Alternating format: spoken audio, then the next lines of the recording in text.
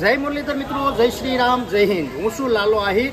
મિત્રો આજે હું સુરત આવ્યો છું। 18 વર્ષને કહેવા માંગુ છું કમલ પાર્ક ઈશ્વર કૃપા સોસાયટીની અંદરમાં ભદુભાઈની ત્યાં કે કીર્તિ પટેલે એવો આરોપ આપ્યો હતો કે એનું મર્ડર કરી નાખ્યું, માથામાં ટકા કરીને ફેરવાતા, એની સાથે પદુ, ભાવો, આ હેતો ને બાલો, આ 4 જણાની ટોળકી હતી। બરાબર, આ લોકો હારે કામ કરતા, હારે બધું કરતા, પરંતુ એક દિવસ એવો આવ્યો મિત્રો, એક તમને તમારા રૂવાડા ઉભા થઈ જશે કે આ લોકોએ કઈક ચોરી કરી હતી ને એના પૈસા આવ્યા હતા ને એનો કઈક આ લોકો બધા સાપુતારા ફરવા ગયા, ન્યા આ લોકોને કઈક બબાલ થઈ પદુ જોડે, સાપુતારાના પેલા પાણીમાં છે ને ત્યાં બોટ ને બધું, એની અંદર પદુની લાશ 3 દિવસે જડી હતી। હવે આ લોકો હારે સાપુતારા ગયો તો આ લોકોએ ઈ છોકરા હારે કઈ ખોટું ન કર્યું હોય તો એના મા બાપને આવીને કહેવાય ને, ફોન કરાય ને સાપુતારા માંથી કે ભાઈ પદુ પડી ગયો છે પાણીમાં। હે 3 દિવસ વાત છુપાવી છોકરાના મા બાપ થી। 3 દિવસે લાશ મળી હતી પદુની સાપુતારા માંથી। હે રાતો રાત જાની દાદા આ લોકોને પોલીસ સ્ટેશનમાં પૂલ જાતની ઇન્ક્વાયરી આ તે બધું જ, પણ પદુના બાપાએ કઈ કર્યું નહીં। એ લોકો એવું કીધું અમારે દીકરો જ નથી રહ્યો તો મારે શું કરવાનું, પરંતુ કમલ પાર્કે નો છોડ્યો। કમલ પાર્કના વ્યક્તિઓએ આને લોકોને માર્યા, ધોયા, ટકા કરીને ફેરવા, પોલીસે ફેરવા છો કમલ પાર્કમાં પોલીસ વાળાએ આ લોકોને ટકા કરીને ફેરવા છે, ચોરી કરતા પકડાના હતા।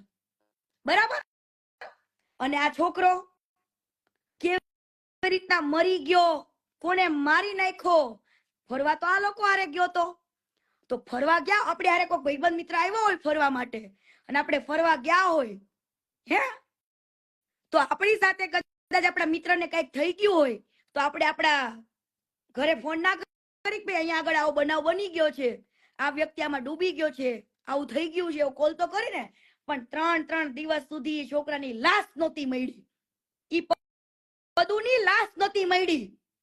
આ હરામીઓએ, આ પાપીઓએ ઈ છોકરા સાથે શું નહીં કર્યું હોય, 3 દિવસ સુધી છુપાવ્યું, પણ 3જા દિવસે તો જયારે લાશ મળી ને ત્યારે એનું મોઢું જોવા લાયક નહોતું રહ્યું, એના મા બાપને છોકરાનું મોઢું જોવા નહોતું રહ્યું જે આવા પાપ કરતા। આજે હું ઓસિંતાનો મિત્રો અહીંયા કમલ પાર્ક ઈશ્વર કૃપા સોસાયટીની અંદર એને ફેમિલી સાથે આજે આપણે વાત કરવાની છે, હું હકીકત છે ને હું આખી કહાની છે ને મિત્રો 18 વર્ષ જોઈ લઈજો। ચાલો આપણે આખા પરિવાર સાથે તમને હું બતાવું છું ને મિત્રો હજી કહી દઉં કીર્તિ પટેલ કેટલી સાચી છે ને કેટલી ખોટી છે ને એ આમાં ખબર પડી જશે।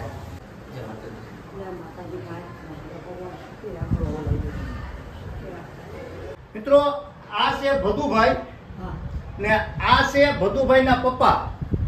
આપણે અત્યારે ભદુભાઈની ફેમિલી સાથે આવ્યા ને આ છે એનો પરિવાર।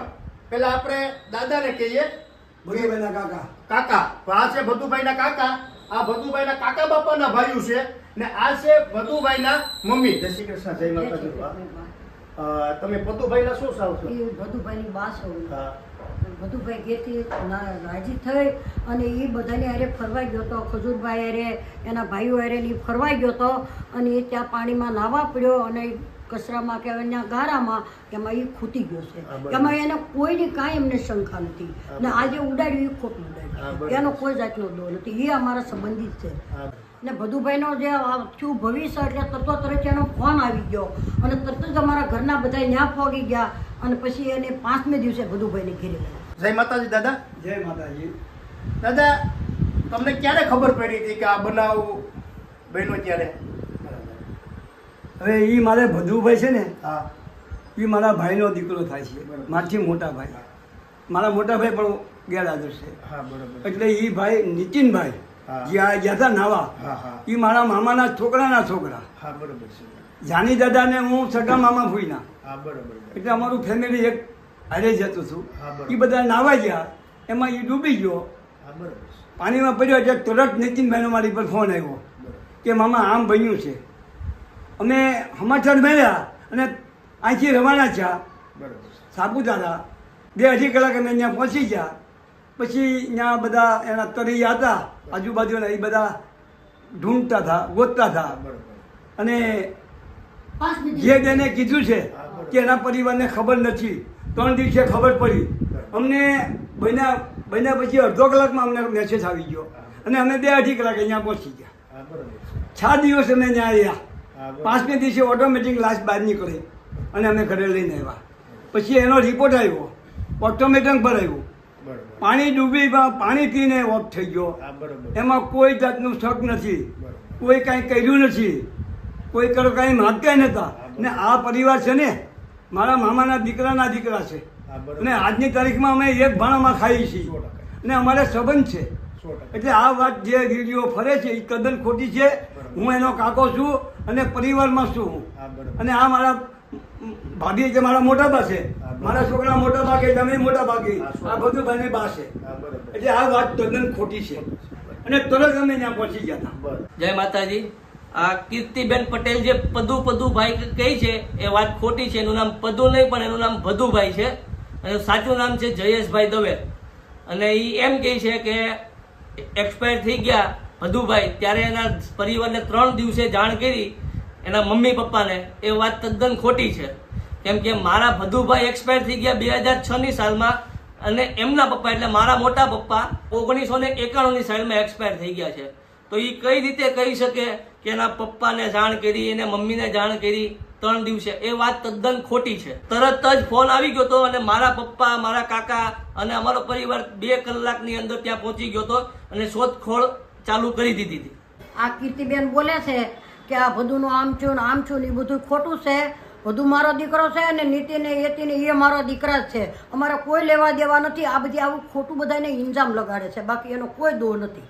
મિત્રો આ આખે આખો ભદુભાઈનો પરિવાર છે, આ એના કાકા છે, આ એના મમ્મી છે. મિત્રો 18 વર્ષને કહેવા માંગુ કે આ આખી સચ્ચાઈ આખું આ બધું બહાર પડી ગયું. કે મારે ખાલી એટલું જ કહેવાનું છે કે કીર્તિ પટેલ હાવ ખોટી છે.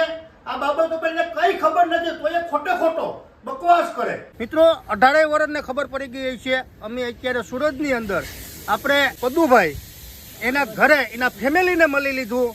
મિત્રો તમે 18 વર્ષ હવે તમે ન્યાય કરજો કે કીર્તિ પટેલ મિત્રો કેટલા હૈદે ને કેટલી ખોટી છે એ. કે આને શરમ નથી કીર્તિ પટેલને કે તારે શરમ આવવી જોઈએ. કીર્તિ થોડીક તારામાં માણસાઈ હોય ને તો હવે તું થોડીક શરમ રાખ.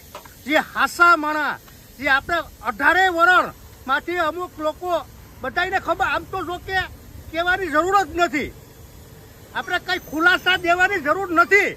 પણ અત્યારે અમારે દેવો પડે એનું કારણ કહું કે આ હલકીની કે એને શરમ નથી, નાક નથી કે જીમ હાલે એ મંડાણી, એટલે અત્યારે આ ખુલાસો કરવો પડે. કીર્તિ પટેલ હવે તું સાચી છે ને? મેં બે મુદ્દાના તને ખુલાસા કર્યા ને હજી હું ખુલાસો કરી. હજી તું ધ્યાન રાખજે, હજી હું ખુલાસો કરી. મિત્રો આને પૂગી ન રગે ને એટલે વચમાં ફેમિલીને ગાલી દે, ગમે એને ગાલી દે. આ એની ઓકાત છે કીર્તિ પટેલની. હવે તું થોડીક શરમ રાખ, માપમાં રહી જા, એમાં તારી ભલાઈ છે. પછી નો કહેતી કે અહીંયા કીધું નહીં, મગજમાં ઉતારી લઈ જા કીર્તિ પટેલ. હજી હું ખુલાસા કરી ને. કીર્તિ તને શરમ આવવી જોઈએ કે તું જીવતાને હક લેવા નથી દેતી. જીવ માણા સ્વર્ગવાસી થઈ ગયા, હવે ન્યા પુરાવા લેવા જવાના. હવે તું થોડીક તારી માણસાઈ હોય ને તો હવે તું પાછી વળી જા. ને 18 વર્ષને ખબર છે કે ખજૂરભાઈ કામ શું કરે હો, એ તું તારા મગજમાં ઉતારી લે, એમાં તારી ભલાઈ છે. ને ખજૂરભાઈ હવે તમને કહું ભાઈ કે તમારે જવાબ દેવાની જરૂર નથી. ને આ વિડિયા બાબતથી આખા 18 વર્ષને ખબર પડી જાય કે આમાં કોણ સાચું છે ને કોણ ખોટું છે. ને ભાઈ તમારા કામ બોલે, ખજૂરભાઈ તમારા કામ બોલે.